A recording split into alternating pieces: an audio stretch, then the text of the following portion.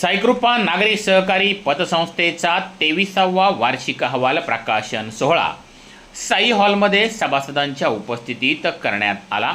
यावेळी दीपप्रज्वलनाने कार्यक्रमाची सुरुवात झाली। संस्थेचे सचिव सावकार शेठ पिंगट यांनी प्रास्ताविकात संस्थेच्या कारभाराची माहिती दिली।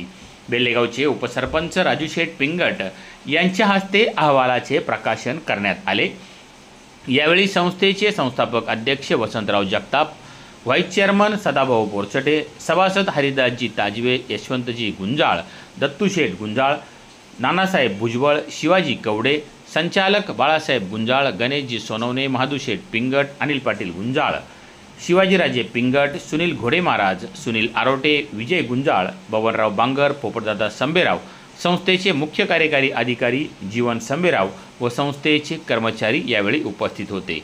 संस्थेची वार्षिक मीटिंग गुरुवार दिनांक 5/9/2024 रोजी सकाळी 10 वाजता राजदरबार मंगल कार्यालय येथे होणार असून संस्थेला यावर्षी 71 लाख रुपयाचा नफा झाला असून 5,989 इतके सभासद आहे।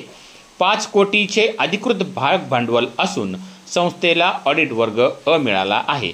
सर्व सभासदांनी वार्षिक मीटिंगला उपस्थित राहण्याचे आवाहन संस्थेचे चेअरमन वसंतराव जगताप यांनी केले।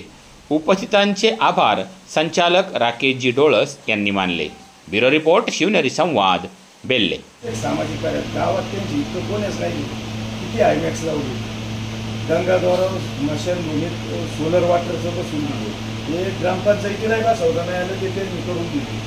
सगळं नुसतंच फक्त संस्थाच चालवित नाही तर सामाजिक उपक्रमात इतका त्या संस्थेचा सहभाग आहे। त्यांच्या संक्रांतीच्या टायमाला वर्धापन नसतो त्यावेळेस दरवर्षी ते मोफत आरोग्य शिबिर अनेक उपक्रम राबवित असतात। असो संस्था वर्ग आहे काय ऑडिट थोडेफार कोरोनापासून थोडी वसुली 100% होती, तेव्हापासूनच थोडी 1-2% राहिली। असो आता थोडीफार व्याप भरपूर वाढलेला आहे। संस्थेची प्रत्येक ठिकाणी स्वतःची लागत जेवढ्या रुपयाची प्रॉपर्टी झालेली आहे, संस्थेचं भाग भांडवल स्वतःचं ते जवळजवळ 9-10 कोटीच्या वर गेलेलं आहे। याचं यश भरपूर येते आणि एवढं सगळं सामाजिक उपक्रम राबवून डिव्हिडंड देऊन परत दिवाळी वाटून फायद्यातच ही पहिलीच संस्था आहे। असो आपल्या सर्वांच्या वतीने संस्थेला चेअरमन वसंतदादांना, सदाभाऊला, सावकार दादा तर काय बोलायचंच काम नाही, सगळ्यांना शुभेच्छा आणि संस्थेला शुभेच्छा। धन्यवाद।